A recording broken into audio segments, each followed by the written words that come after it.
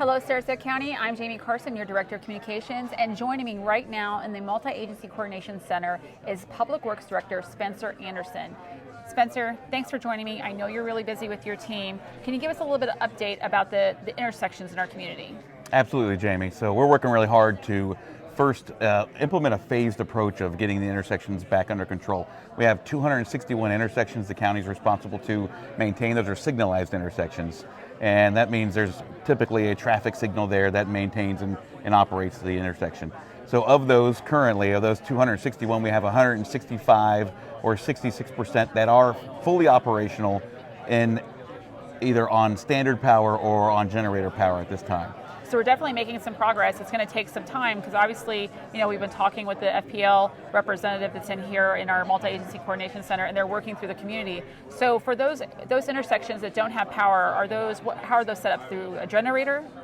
Right, so they don't have power. We're looking at different options. The availability of power and when it might get there, generator power that we go through and recycle.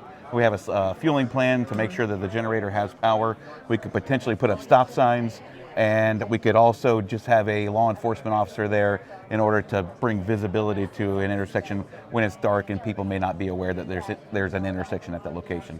So I've heard that there have been actually some intersections that the power's come back on or that they've been set up, but then they've come back offline. You know what's going on with those? There's a couple things going on. One, on Bee Ridge Road, we actually lost power. All the signals on Bee Ridge Road were up, and then we lost power this morning, so they were down for most of the day, but I believe they're back up by now. And secondly, unfortunately, we had about 6 stations that were on generator power, and overnight the generators were stolen from those traffic cabinets. And that's unfortunate. We're trying to provide a public safety and also public service through these intersection controls to make sure people are safe moving through those. And all we're asking is for the public to respect our operations, the things we're trying to do to get our community back to normal.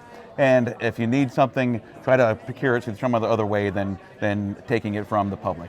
So those generators are really vital to public safety. We've been talking a lot about those 4-way intersections, and we were talking to the state trooper, and we were talking with you actually, Spencer, just the other day about how you come into a 4-way intersection and you have to take a pause and always let the other individuals go. So if those generators aren't there, there's a greater chance of an incident, correct? There is, and that is a great message to push across too, because there are still dark intersections across the entire county. They're scattered. We don't just have one area where they're concentrated. But if you do come up on a dark intersection that's usually lit through signals, come up, stop, look both ways, make sure it's clear to proceed, then move through the intersection safely.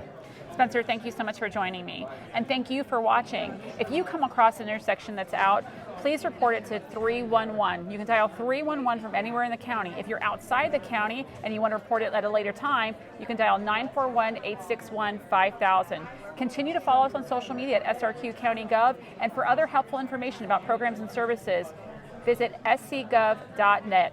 Take care and take care of each other.